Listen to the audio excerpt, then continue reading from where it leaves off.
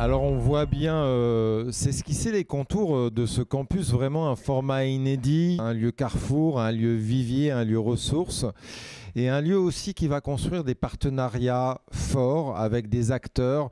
On l'a vu au niveau de la formation, mais ce monde du bien vieillir, c'est un monde aussi d'acteurs publics, d'acteurs privés qui sont aujourd'hui ceux qui soignent, qui sont ceux qui travaillent dans cette silver economy qui fait aujourd'hui la filière de ce bien vieillir. Et le campus se veut véritablement aussi un lieu de partenariat qui met ensemble les acteurs de la formation, mais aussi les acteurs de la formation et les employeurs et les acteurs aussi des politiques publiques de ce bien vieillir.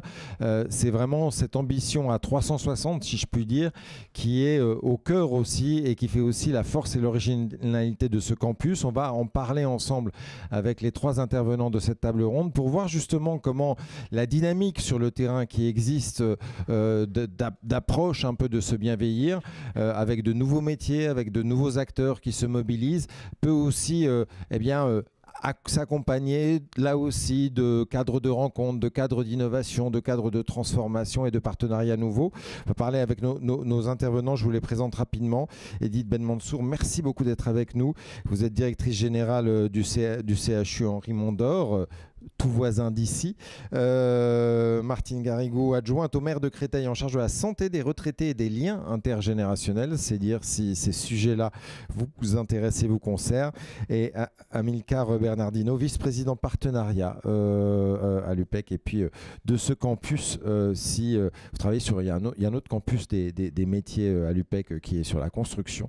Mais là, on va rester sur nos questions du grand âge. Je voudrais commencer en essayant de voir avec vous un petit peu comment évolue ce secteur du bien vieillir.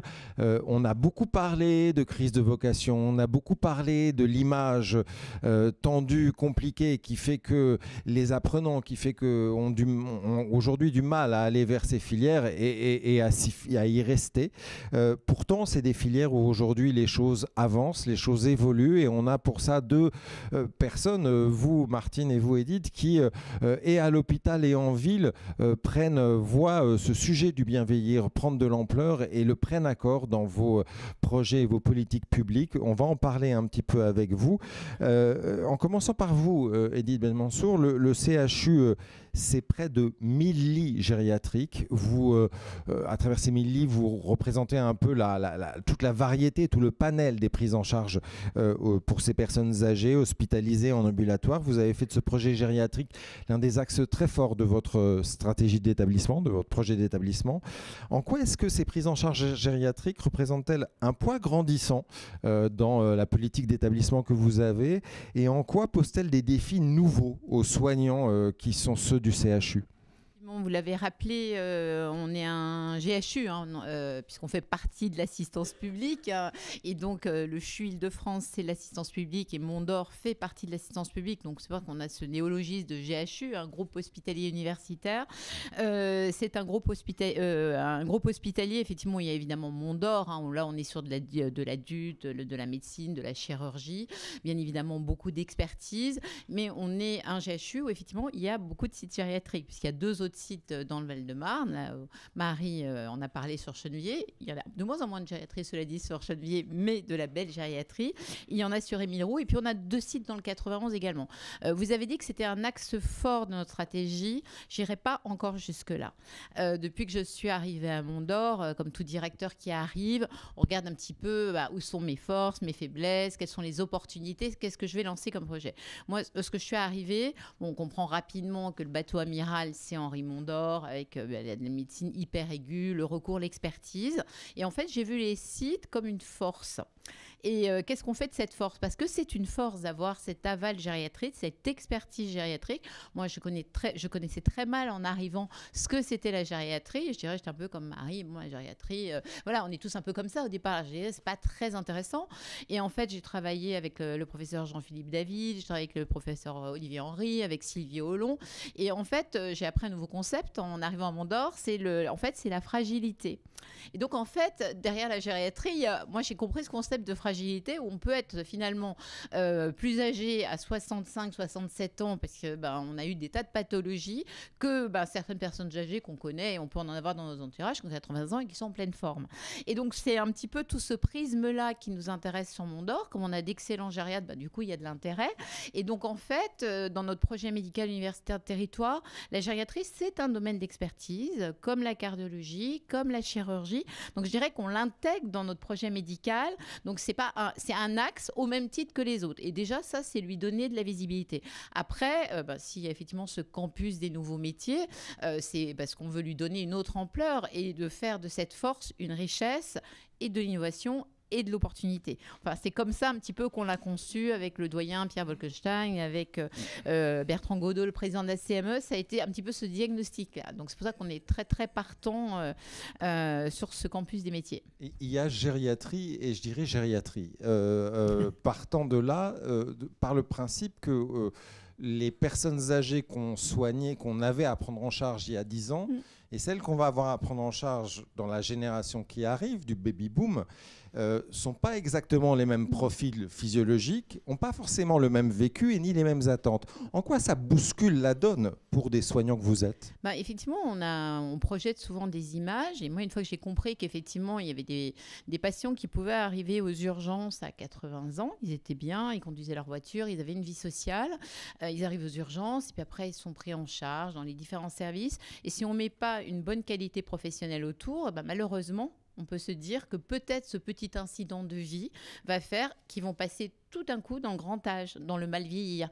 Alors que si on travaille à une politique qui maintient de traiter exactement de la même façon quand on a une urgence cardiaque, se dire et en fait, ce qu'on voit, c'est qu'évidemment, quand on a un pépin de santé à 80 ans, ça peut aller beaucoup plus vite que quand on a 40 ans. Mais si on met autour des professionnels, l'objectif de l'hôpital, enfin moi ce que je pense, c'est qu'effectivement, ces jeunes, ces baby-boomers hyper dynamiques qui sont en train d'arriver, effectivement, c'est plus la vision du monsieur en fauteuil roulant devant sa télé, et puis à qui on joue de l'accordéon pour lui faire... C'est plus ça.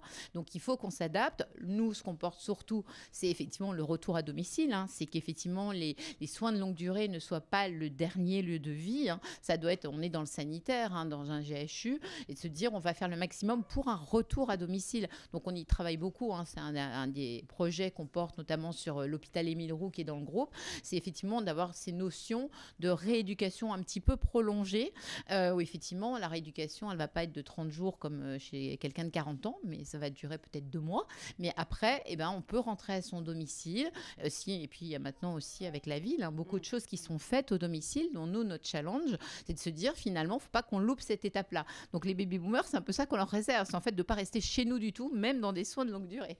Donc, avec un lien avec la ville à renforcer et avec une prise en charge à renforcer du soin et de la fragilité. Comment est-ce que ça s'incarne dans les 2 grands temps de prise en charge que vous gérez ? Alors, si on schématise, c'est un peu les soins non programmés, les soins programmés, les soins aigus, c'est-à-dire quand tout d'un coup on arrive aux urgences. Puis les soins programmés, c'est quand on a une maladie longue, une ALD, et qu'il faut qu'on soit soigné sur le long cours. Comment est-ce que l'innovation gériatrique aujourd'hui s'incarne dans ces 2 temps de prise en charge ? Moi, ce que j'ai vu apparaître très clairement, qui ont été proposés par les gériatres, c'est effectivement qu'on a une spécialisation qui se fait en gériatrie. Sur le site d'Émile Roux, ça avait commencé en fait avec la prise en charge post-opératoire après un col du fémur. De se dire, il y a une rééducation plus longue, donc on a créé des lits de SSR orthopédiques. Après, il y a eu des SSR cardiologiques qui ont été avec, là aussi, une belle expertise qui a été faite. Et puis, on y a travaillé aussi sur le post-AVC, puisqu'effectivement, un AVC, il va être traité, mais après, il faut des gériatres qui aient une compétence en neurologie, qui se travaillent avec le service de neurologie de Mondor. Donc, en plus, c'est du lien inter-site, inter-équipe, c'est de l'augmentation de compétences pour nos médecins. Les gériatres travaillent avec des neurologues dont c'est le métier à plein temps, et le gériatre amène toute sa vision de la personne âgée. Donc effectivement, on voit apparaître cette notion de gériatrie aiguë, puis de SSR spécialisé à la suite. Après, je dirais que le patient, pour moi, âgé de 80 ans qui a un infarctus, il ne va pas aller là, il va aller comme celui de 40 ans dans le service de cardiologie de Mondor. Mais effectivement, on a des profils, on voit une gériatrie qui se spécialise. Alors, on gardera toujours des lits, et je rends hommage à ceux qui, alerte là-dessus, aussi toujours des lits du GA et je dirais, de SSR polypathologiques, parce que quand on atteint effectivement un âge assez avancé, on a plusieurs pathologies qui commencent à succéder, le cœur, le poumon, le rein, des tas de choses qui peuvent aller mal. Et donc, on ne peut pas dire, il va aller là pour le cœur, puis dans un autre sa vie. Donc, on gardera toujours un panel de gériatrie, je dirais, un petit peu généraliste. Mais ces pôles d'expertise, c'est un vrai plus. Et moi, en termes de management, j'y vois effectivement des filières qui vivent réellement. Parce que c'est bien beau d'écrire des filières, il va arriver là, puis après, il va aller là. Mais si les médecins ne se parlent pas entre eux, si les cadres ne travaillent pas ces filières, on n'y arrive pas. Et on a la chance sur notre groupe, effectivement, d'avoir un petit écosystème qui fonctionne bien. Quand on voit Marie-Laurent, ça donne envie. Il y a de l'énergie, il y a de l'efficacité. Donc, effectivement, on est aussi obligé de l'écouter, d'avancer. Et c'est ce qu'on fait vraiment. Moi, j'ai été frappée en arrivant par la qualité des gériatres sur Henri Mondor. Et puis la jeunesse, là, on parlait d'Amaury Brossier qui joue là-bas. On sait que derrière, on a des jeunes qui ont été attirés par cette spécialité. Et ça, je crois que c'est une de nos grosses forces. Justement, c'est pas, je sais pas quoi faire. Comme une infirmière, je sais pas quoi faire. On va faire un gériatre. C'est pas ça l'objectif. Et puis surtout quand on connaît la démographie. Avec aussi sur les soins non programmés, de la télémédecine, des unités mobiles. Vous avez des très grandes unités mobiles qui font le lien entre la ville et l'hôpital. Et on se dit que derrière tout ça, ça veut dire que si on a une spécialisation gériatrie au niveau de soins aigus, si on a de nouvelles pratiques en termes d'unités mobiles à mettre en place, on est dans un campus des métiers. Ça veut dire qu'il faut aussi faire évoluer, pas forcément le cursus initial de formation, mais il faut colorer ça un petit peu. Exactement. C'est un des points. Et là, moi, je vois bien, en fait, il y a deux types de professionnels qui vont en gériatrie. Soit, comme on le disait à la table précédente, soit c'est des professionnels qui, à l'occasion d'un stage, notre but, c'est de leur donner d'avoir envie d'y rester, de montrer que la gériatrie, c'est pas l'image qu'on s'en fait, mais ce qu'a décrit Marie. Et puis, donc ça... On arrive plus ou moins selon les années. Tout le monde sait qu'on a quand même vécu une période de tension en termes de recrutement majeur. Donc, ça atteint la gériatrie comme les autres disciplines. Et après, il y a d'autres profils qui m'ont beaucoup frappée. Ce sont des infirmières qui ont eu des parcours, qui ont été en réa, qui sont occupées de grands brûlés et qu'on retrouve en gériatrie. Et en fait, elles expliquent très bien qu'elles ont eu envie, en sortie d'école, de faire de l'aigu, de faire des choses extrêmement pointues. Et je dirais, dans une deuxième partie de vie, de dire, on continue à faire des choses pointues et aiguës, mais on ajoute du relationnel qui nous manquait beaucoup dans des fonctions qui ne sont, je dirais, beaucoup plus techniques et d'expertise. Et c'est intéressant parce que si on a à la fois des jeunes et puis des infirmières qui ont eu d'autres expériences et qui amènent cette expérience-là en gériatrie, ça ne peut être que gagnant. Mais on a vraiment ces deux types de profils. Après, c'est effectivement, on parlait du tutorat aussi à la table précédente, c'est un des points importants, c'est l'accueil.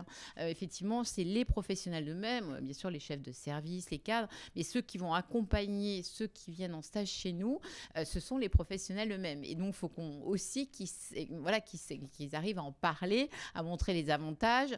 Et donc, au-dessus, nous, il faut qu'on anime tout ça, mais que ça redescende vraiment au lit du patient. Parce qu'effectivement, s'ils ne donnent pas envie de faire leur métier, si ce n'est pas managé, s'il n'y a pas, je dirais, une culture commune dans un service, on ne va pas les attirer. Faut, même quelqu'un qui arrive en stage, c'est-à-dire dans ce service, quel est notre objectif, comment on s'y prend. Et une des forces de la gériatrie pour les professionnels paramédicaux, c'est qu'ils participent pour moi beaucoup plus à la prise en charge du patient. C'est-à-dire qu'en fait, les gériatres écoutent beaucoup leurs infirmières, leurs aides-soignants, ce qui est quand même moins le cas dans les services très aigus. C'est moins le cas. Là, l'infirmière, elle va discuter à l'occasion d'un soin. Et l'aide-soignant aussi, le rôle de l'aide-soignant en gériatrie est fondamental. Ils sont énormément... Et donc là aussi, c'est une valorisation. Un aide-soignant en chirurgie, je ne pense pas que le chirurgien va aller lui demander son avis. Alors qu'un aide-soignant en gériatrie, le médecin peut lui dire il y a eu des évolutions, comment ça s'est passé. Du coup, ça valorise aussi les professionnels paramédicaux. Dire, donc voilà, pour moi, c'est un petit plus de la gériatrie. Et si à travers le forum, le campus des métiers, on arrive à montrer tout ça lors de la formation, c'est autant de temps qui sera gagné.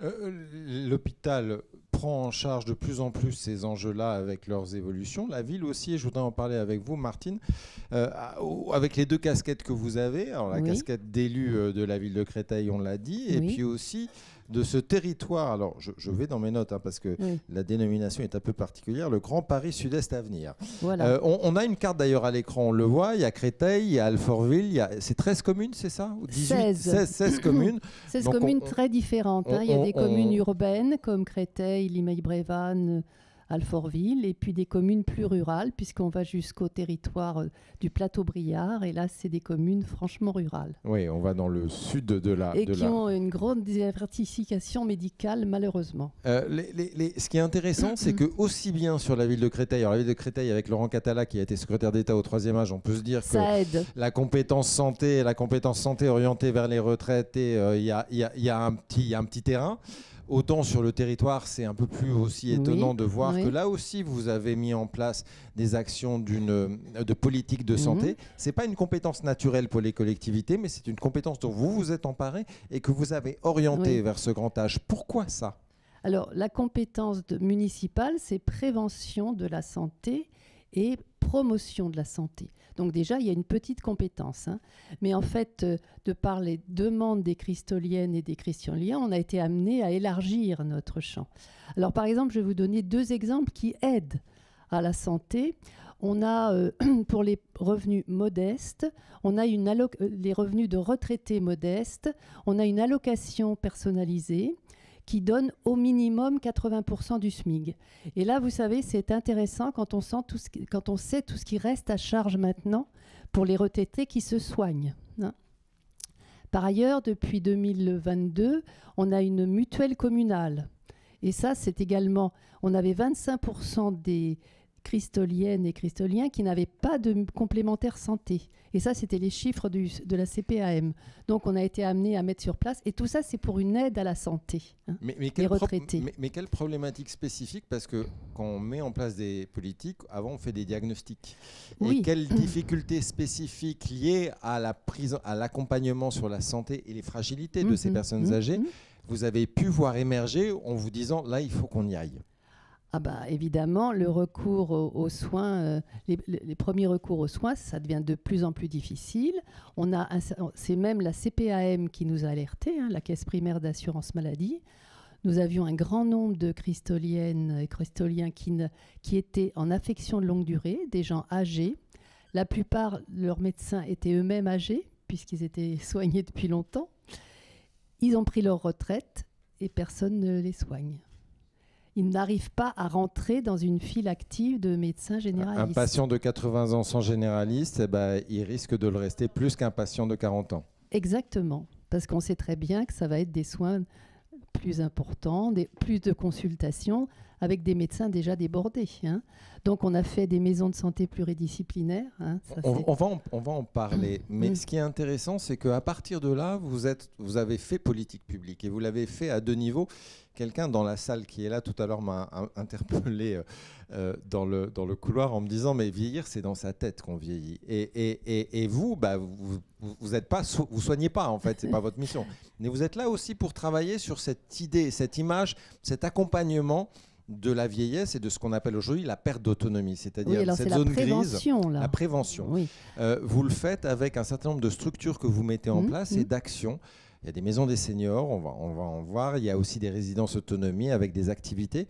Comment est-ce que ces structures-là de proximité vivent et aident à se penser autrement dans sa tête, vieux ? Alors, moi, je vais déterminer 2 types de personnes retraitées. Les plus jeunes, à condition qu'il n'y ait pas de pathologie. Là, on parle de gens qui n'ont pas de maladie intercurrente. De 60 à 75 ans, ils sont chez eux, ils sont en forme, mais il faut qu'ils le restent. Et qu'est-ce qu'on met pour eux en place ? Des clubs, les clubs seniors, il y a des activités physiques, pour une somme modique. Tout ça, ça reste de la solidarité. Donc, c'est le Centre communal d'action sociale qui met ça en place et c'est vraiment des sommes modiques. Donc, il y a de l'activité physique, des activités culturelles et des activités artistiques et artisanales. On a la chance, il est là au premier rang, d'avoir le président de l'Université Interage. C'est une association cristolienne, mais qui maintenant agit sur plusieurs communes autour de Créteil, et pas que d'ailleurs, un petit peu plus loin. Tu vas assez loin, Michel. Et donc, cette Université Interage, c'est la collectivité qui porte ce genre d'association, bien évidemment, avec des subventions, des aides. Et donc, c'est des gens qui restent en forme. Et il y a également des liens intergénérations. Dans les résidences autonomie dont vous parliez, alors là, c'est On voit à ce l'écran. qu'on a. Oui, alors c'est les anciens foyers logements, hein, c'est-à-dire que les personnes âgées ont un logement adapté à l'âge et par ailleurs au sein d'une résidence qui leur propose des repas en commun. C'est pas médicalisé, hein, et donc il faut que les gens soient autonomes. Hein, c'est malheureusement quand ils perdent une autonomie, on essaie de les garder au maximum, mais quand ils se mettent en danger, on a eu des cas de problèmes cognitifs où les gens âgés se mettaient en danger. Là, on ne peut plus les garder dans ces résidences, mais c'est assez rare. Hein. Donc les résidences autonomie et puis les maisons des seniors. Les maisons des seniors, première arrive en 24, puis il y en a d'autres qui sont prévues après. Quelle différence avec ces... Alors la maison des seniors, c'est un lieu d'information et d'écoute, hein, et aussi un lieu de convivialité. On va mettre en œuvre un accueil, du café, c'est ça la convivialité, prendre des repas ensemble. Et on va aussi, le Centre communal d'action sociale a prévu d'envoyer des agents auprès des personnes âgées. Ça, c'est ce qu'on appelle le aller vers. Ça s'est fait beaucoup pendant le Covid et on continue après. Et là, pour des personnes isolées et qui ne se manifestent pas, parce que ça arrive, ça, hein, que des personnes soient isolées et ne se manifestent pas auprès des structures de la ville. Oui, c'est les deux constats tout de même que vous ressortez qui moi, m'ont étonné en tous les cas. C'est en effet que plus on est âgé, moins on est soigné. Et que dans les personnes âgées, il y a des gens qui s'isolent de plus en plus aussi et donc qui ne vont pas aux soins. Donc qui demandent des démarches un peu nouvelles que vous portez à travers ces actions-là. Et c'est intéressant aussi avec des structures d'appui de soins, notamment des SAMI. En quoi est-ce que ces structures qui travaillent notamment, qui offrent des permanences de soins le week-end, le soir, en quoi est-ce que c'est aussi des réponses pour les problématiques de ces populations-là ? Oui, alors ça, c'est vraiment un engagement des communes. Hein. Il y a des communes tout autour de Créteil par ailleurs, qui font donc ces accueils de soins initiaux. Et ces soins, c'est donc le week-end et le soir. Mais on a mis en place, et ça commence la semaine prochaine, ce qu'on appelle un CAMI. Alors, dans les locaux du SAMI de Créteil, c'est-à-dire à Créteil-les-Chats, tout près de Mont-d'Or, ça va être des soins non programmés en journée, du lundi au vendredi. Et ça, c'est pour justement les patients qui n'ont pas de médecin traitant, mais aussi pour éviter l'engorgement des urgences. Hein, et là, je parle à Madame Ben Mansour.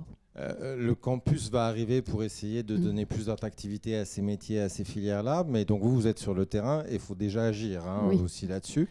Vous travaillez, vous, au niveau de la ville, par la force des choses, à essayer aussi de faire venir ou rester un certain nombre de professionnels de santé pour s'occuper notamment de ces populations-là.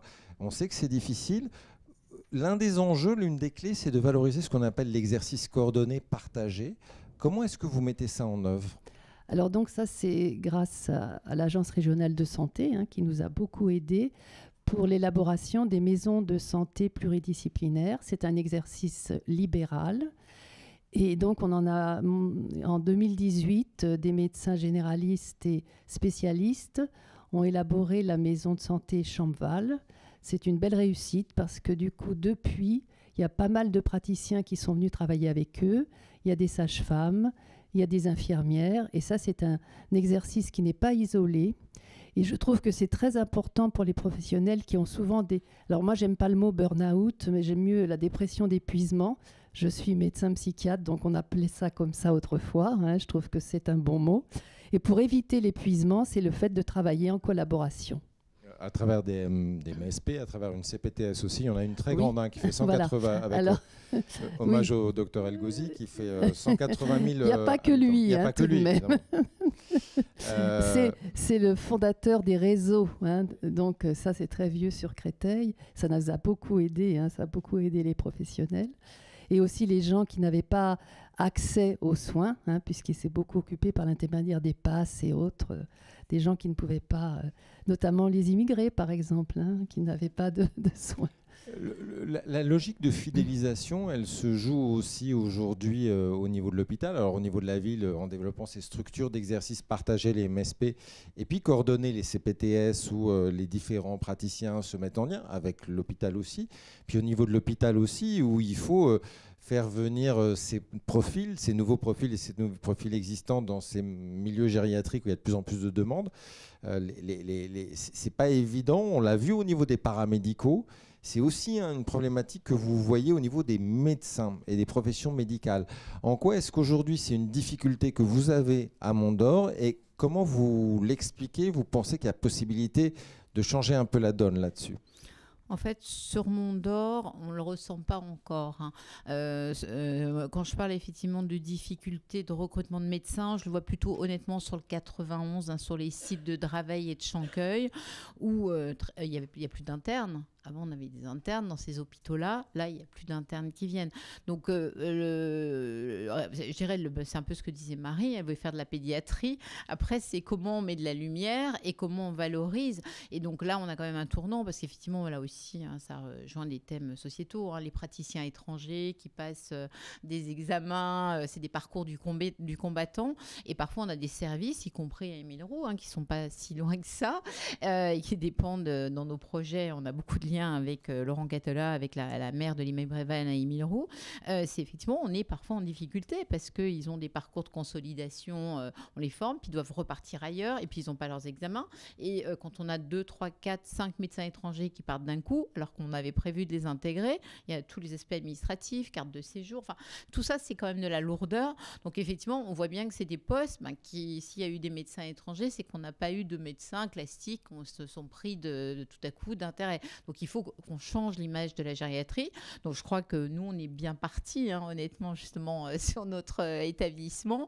Et ce que je disais tout à l'heure à Jean-Luc Dubois-Rambet, on a cette chance sur Créteil, on est très alignés. Le président de l'université est quand même un ancien de Mondor. Le président de la faculté de santé, Pierre Wolgenstein, est un ancien de Mondor. Laurent Cattelat, je le qualifierais aussi de mondorien, puisqu'il est à vous aussi. Donc voilà, on a un petit peu un écosystème qui fait qu'on arrive vraiment, on n'a pas de sujet. Je crois que Marie, en termes de recrutement de médecins, je crois que le travail est fait par Marie-Laurent, puis précédemment par Jean-Philippe David. Mais il faut qu'on accentue ça. Je crois il faut qu'on fasse de la gériatrie un vrai choix parce que la démographie est telle qu'à un moment donné, les baby-boomers, il faudra de plus en plus de médecins ou autres versants. Là, moi, je ne sais absolument pas comment ça peut se faire. C'est soit effectivement, il y aura beaucoup plus de services de gériatrie, soit il y aura une acculturation de médecins qui sont actuellement en aigu, qui apprendront à gérer, grâce aux gériatres, des patients plus âgés et qui, effectivement, viennent pour un problème de cardio, mais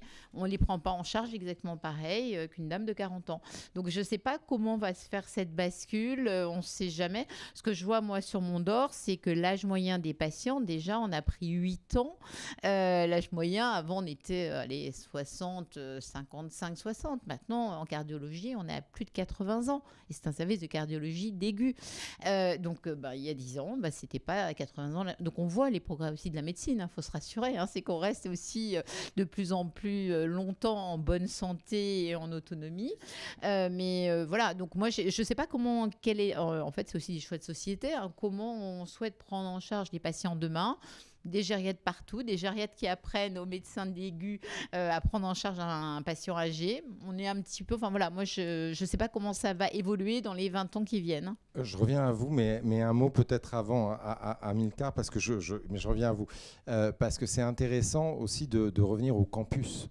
Et vous êtes un des partenaires du consortium du campus, donc vous travaillez ensemble à essayer de développer des solutions innovantes là-dessus. Qu'est-ce que vous avez comme piste de réflexion aujourd'hui avec Mondor, justement, pour essayer de penser l'attractivité de ces filières, anticiper ces problématiques à venir? Est-ce que vous êtes en réflexion aujourd'hui avec le GHU là-dessus?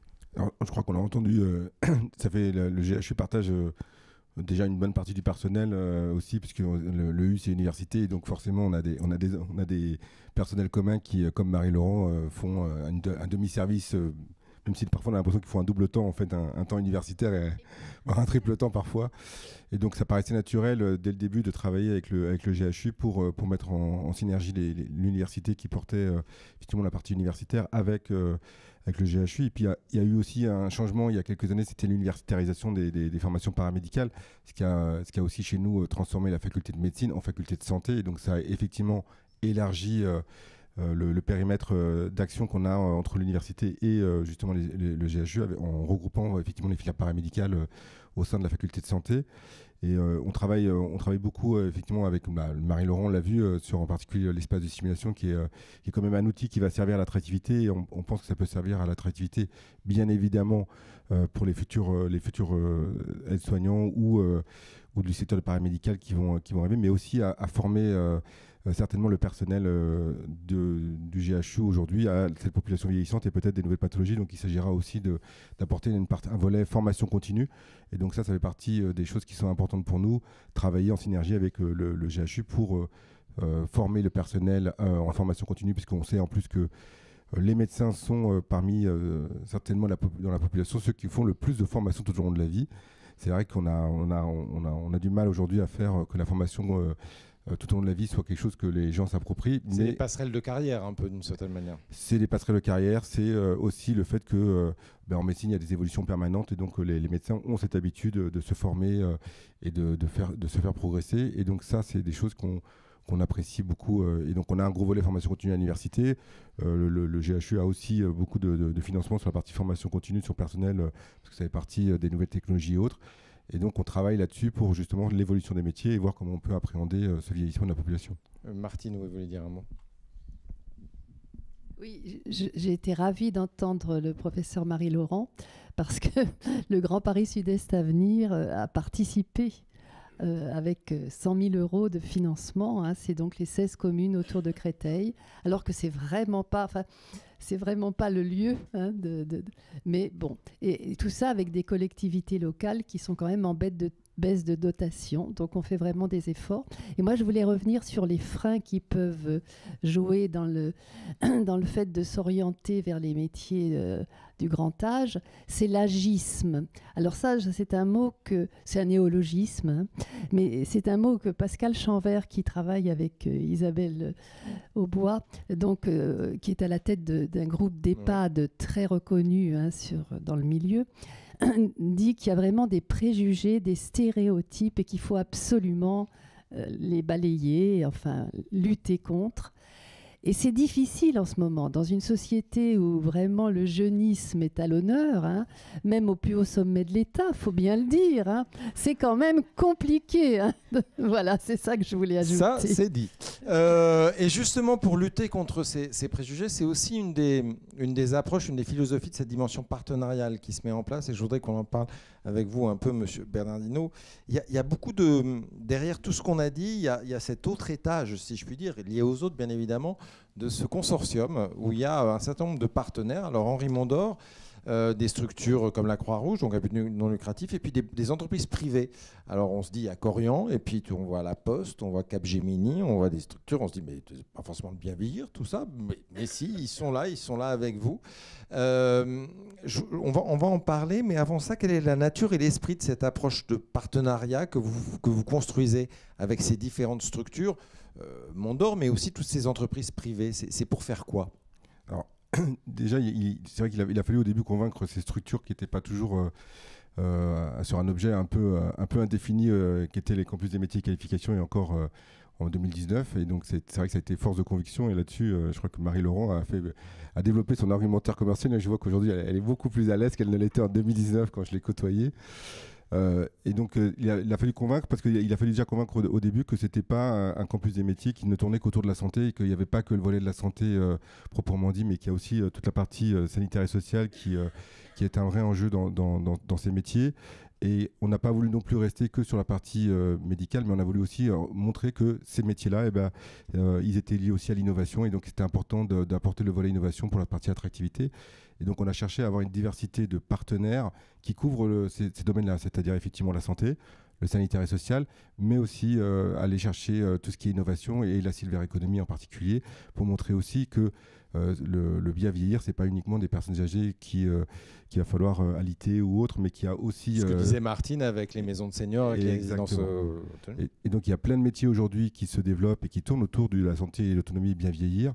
qui ne sont pas du tout liées à la santé. On évoque par exemple quand vous voulez rester à domicile, ça veut dire équiper votre domicile aujourd'hui de plus en plus d'outils qui vous permettent de bien pouvoir rester en autonomie chez vous. Et donc ça veut dire avoir des techniciens, des gens formés et qui sont aussi à l'écoute du besoin, qui n'est pas forcément toujours évident sur ces personnes âgées. Donc on a évoqué l'agisme, mais ça fait partie aussi des représentations, c'est-à-dire que ce n'est pas forcément ce qu'on voit tout de suite au début, mais effectivement c'est quelque chose qui est très ancré chez les gens et donc il faut aussi casser ce code. Donc le travail qu'on a eu, c'était vraiment un travail de conviction qui a été porté pour essayer de convaincre les gens que c'était important de se fédérer autour, entre guillemets, d'une même bannière qui était la santé, autonomie, bienveillance, donc une filière, et que ces métiers-là, même s'ils paraissaient assez loin les uns des autres, qu'ils travaillaient pour la même filière. Et en particulier, on a aussi dans le campus des métiers, au départ, parce qu'on ne l'a pas trop évoqué, il y a même si Julie Benetti était là et que ça a marqué bien le côté région, il y a aussi effectivement toute la partie filière du lycée où les jeunes sont en recherche d'orientation, avec la partie orientation nécessaire en troisième. Et on sait toute l'importance, on l'a entendu durant les différentes interventions, de la nécessité d'avoir une bonne orientation pour ne pas avoir des gens qui finalement quittent la filière parce que ça ne leur convient pas. Et donc, il faut travailler là-dessus. Et donc, l'image d'avoir une multitude de partenaires, de montrer la multitude, de la diversité des métiers et des possibilités est aussi important pour nous. Pour bien comprendre justement comment est-ce que vous mobilisez ces entreprises et quel type de partenariat vous construisez avec elles, je voudrais qu'on prenne 3 exemples, on ne va pas tous les citer, mais qui me paraissent assez intéressants et complémentaires. Il y a un qui est le groupement du bien vieillir, qui est une structure de professionnels de l'aide à domicile, donc on est dans la ville. Il y a Corian c'est plutôt des EHPAD, on va dire, ils font plein d'autres choses, mais il y a ça notamment SSR et autres, donc plutôt des établissements. Et puis la Poste, on se dit, qu'est-ce que la Poste vient faire là-dedans ? Quel type de projet vous avez avec chacun de ces 3 acteurs-là ? Alors c'est des projets qui sont très, très divers, mais c'est vrai qu'on essaie de rentrer avec les entreprises sur de la concrétisation de notre partenariat via des actions. Et ça, c'est important pour nous et ça a été vraiment le point de départ. Sur le groupement Bien Vieillir, finalement, ce qui est arrivé assez vite, c'est que on a eu, dans le souci de l'attractivité, de garder le personnel. Il y avait une idée pour eux de dire que voilà, on a des gens qui sont auxiliaires de vie et puis auxiliaire de vie, c'est quand même en termes de pénibilité quelque chose qui fatigue et finit par épuiser les gens. Mais en fin de carrière, on a des gens qui s'en vont parce qu'ils sont fatigués, alors que ce sont certainement les meilleurs auxiliaires de vie qu'on a, parce que ce sont celles qui ont le plus d'expérience et elles pourraient très bien former les nouvelles et peut-être leur apprendre justement toute leur expérience. Et donc, ils ont créé ce qu'ils appellent une appellation qui était préventeur, donc qui permet justement à ces auxiliaires de vie qui sont chez eux depuis bien longtemps et qui maintenant ont acquis des automatismes, on sait quels sont les bons gestes à avoir pour justement ne pas se blesser de par leur expérience, de pouvoir justement former et accompagner les nouvelles auxiliaires de vie. Et donc là, on travaille avec eux pour voir comment est-ce que ce nouveau métier qui pourrait être préventeur pourrait donner lieu à une certification universitaire pour aussi avoir une reconnaissance qui ne soit pas simplement la reconnaissance de leur employeur, mais bien une reconnaissance aussi de ces compétences à travers un titre. Donc là-dessus, on travaille avec eux. Alors sur Corian, c'est un peu différent. Là, on a entendu à plusieurs reprises que les terrains d'accueil de stage étaient vraiment quelque chose qui était une priorité pour permettre à des jeunes d'avoir un stage, ce qui est bien, mais 2, d'avoir des stages de qualité pour leur donner envie de travailler dans ces filières. Et donc, on travaille sur Corian aussi sur bénéficier de leur réseau d'EHPAD pour avoir des terrains de stage. Et ça, je crois que c'est important, on l'a évoqué, on le dit pas assez souvent, mais sur l'infrabac, par exemple, il y a une grosse problématique sur le fait que les lycéens sont mineurs, que la distance, ça joue beaucoup. Et donc, il est important de trouver des terrains de stage à proximité des établissements scolaires aussi pour permettre de faire en sorte que les conditions du stage, déjà, en termes de pénibilité, ne le soient pas pour ces mineurs. Et derrière, qu'on ait effectivement un accompagnement et un tutorat qui soit de qualité pour permettre à ces jeunes d'avoir envie de rentrer dans ces filières. Et là-dessus, on travaille plutôt pour voir s'il y avait l'idée pour nous d'avoir une espèce de labellisation des établissements qui seraient campus des métiers, c'est-à-dire des terrains de stage, des établissements qui seraient rattachés au campus. Ce qui ne vient pas en concurrence avec l'accréditation de stage que fait l'ARS, parce que c'est ça là-bas tout de même. Non, ça ne vient pas en concurrence. Là, c'est vraiment avoir une espèce de charte de qualité avec ces établissements qui dit que quand ils accueillent un stagiaire des filières, en particulier Infrabac, parce que c'est vraiment là qu'on trouve que c'est important, eh bien, ils s'assureront que le formateur sera bien présent, accompagnera, fera la découverte des métiers et permettra de faire en sorte que le terrain de stage soit propice à justement attirer les jeunes vers leur métier, puisque c'est quand même ça aussi leur difficulté aujourd'hui de recrutement. Et la Poste, Alors, la Poste, comment la Poste vient dans ce manège? je crois que la Poste, contrairement à ce que vous pourrez penser les gens, c'est peut-être un des acteurs avec lesquels on a le plus travaillé depuis un an. Et c'est vrai que c'est moi qui ai découvert le groupe La Poste au début, j'ai été un peu surpris comme tout le monde. C'est un peu comme Marie qui découvre la gériatrie. J'ai découvert le groupe La Poste parce que du coup, c'est vrai qu'on a souvent l'étiquette du facteur. Ça, c'est vraiment l'image standardisée. Mais maintenant, les gens quand même se sont habitués quand même qu'il y a aussi la banque postale, il y a aussi d'autres activités que La Poste. Finalement, aujourd'hui, ce n'est plus que simplement le facteur. Mais sur la santé, c'est vrai que c'était pas forcément le domaine où on les voyait. Et en fait, le groupe La Poste développe énormément de services. Alors, beaucoup de services autour du numérique en particulier. Alors, on connaît DocaPost maintenant qui commence sur la partie numérique, mais ils ont développé beaucoup d'outils numériques pour les établissements de santé, pour accompagner justement dans la gestion des établissements de santé. Ils développent aussi beaucoup de traitement des data et des données pour les établissements et pour faire évoluer. Et donc, on ne se rendait pas compte parce qu'ils ont plein de filiales. Alors, je ne sais pas, je vois Mathieu Morange qui est là, donc je crois que j'ai vu plus d'une quinzaine de filiales qui existaient, qui tournaient autour du groupement santé. Et donc, on a vu l'évolution. Et moi, ce que j'ai apprécié, c'est qu'on a eu l'occasion d'avoir été invité à un séminaire là, au mois de septembre où ça a été le lancement du groupe, de la marque La Poste Santé. Et donc là, on a vu une vraie évolution en un an de ce groupe où, après avoir essayé de construire des petites entités, ils ont vraiment voulu marquer cette présence dans le domaine de la santé en affichant une marque La Poste Santé. Et là-dessus, je crois qu'aujourd'hui, c'est une belle réussite. Nous, on est effectivement ravis. On travaille sur plusieurs sujets avec eux. Le premier sujet qu'on avait évoqué, c'était aussi la formation. Et donc, en l'occurrence, il y avait pour eux l'idée d'une reconversion de certains facteurs, justement parce que, comme étant un métier historique, ils ont du personnel et moins de travail dans ces domaines-là. Et donc, sur la création d'une résidence intergénérationnelle avec, effectivement, comment est-ce qu'on accompagne dans la formation pour finalement apporter les compétences à des anciens facteurs. Que les facteurs deviennent animateurs de résidence intergénérationnelle. Exactement. Et donc, est-ce qu'on a un des partenaires, un représentant de partenaires dans la salle qui voudrait ou pourrait témoigner de sa vision, de ses attentes? Je ne sais pas. Je vois Mathieu Morange, alors il se cache un peu. Mathieu Morange est-il là? Mais il vient de partir. Il est parti. Ah mince. Voilà, parce qu'on a du retard. Bon et la poste est repartie. Peut-être un tout dernier mot. Finalement, on se dit, ces acteurs privés qui ont leur propre filière de formation, de certification aussi, comment est-ce que vous allez vous positionner vis-à-vis d'eux? Parce que les projets sont différents à chaque fois et vous n'allez pas non plus être un organisme qui va prestataire de services de formation ou de certification. Comment vous voyez le lien se construire dans le temps pour que vous restiez vous aussi à votre place? Alors, déjà, si vous regardez, on est UPEC, on est porteur du campus et on met jamais la marque UPEC en avant plus que celle des autres partenaires. Pour nous, c'est vraiment important que ça soit la filière qui soit portée. Et donc, c'est important pour nous que l'ensemble des partenaires travaillent pour le campus, travaillent non pas pour eux, mais pour l'ensemble des acteurs du campus. Et donc, notre première mise en relation, ça a été de faire en sorte de faire de la mise en relation et de faire en sorte que les acteurs se rencontrent et échangent avec eux. Donc, l'événement d'aujourd'hui, on est, je crois... Par exemple, la Poste ne vient pas en disant « j'ai ce problème-là, réglez-moi ce problème-là, merci, au revoir ». Il faut que ça concerne le collectif. Exactement, il faut que ça concerne le collectif. Là, tout à l'heure, on évoquait par exemple la création des certifications préventeurs. Ce qu'on regarde, c'est est-ce que ça intéresse que le groupement Bien Vieillir, mais est-ce que ça intéresse aussi d'autres structures?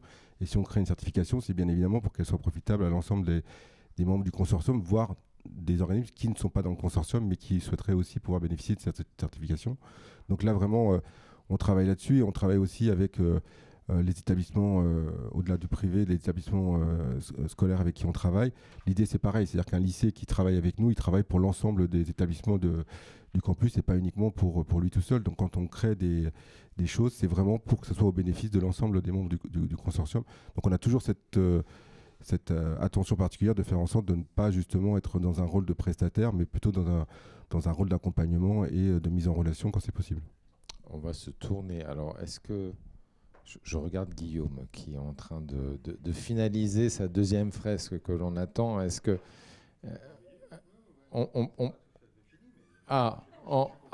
vous pouvez compléter en live, Guillaume, comme ça on vous voit travailler en plus.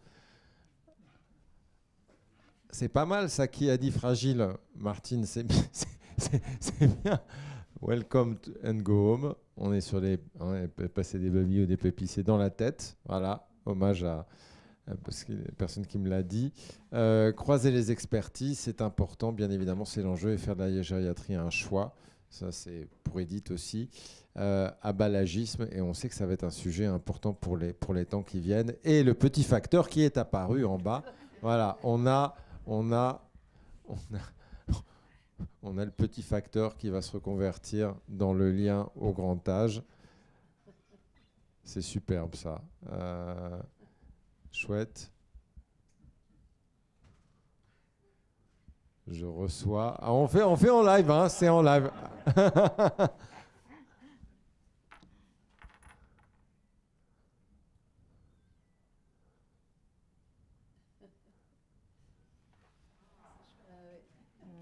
Et voilà. Parce que ces métiers sont toujours des métiers du lien, et ça, il ne faut jamais l'oublier. Et voilà, il sourit le petit facteur maintenant qu'il est reconverti. Merci beaucoup. On peut applaudir Guillaume d'ailleurs, hein, pour tout ce qu'il nous offre de regard et de philosophie. Et applaudir nos 3 intervenants. Je vous remercie chaleureusement.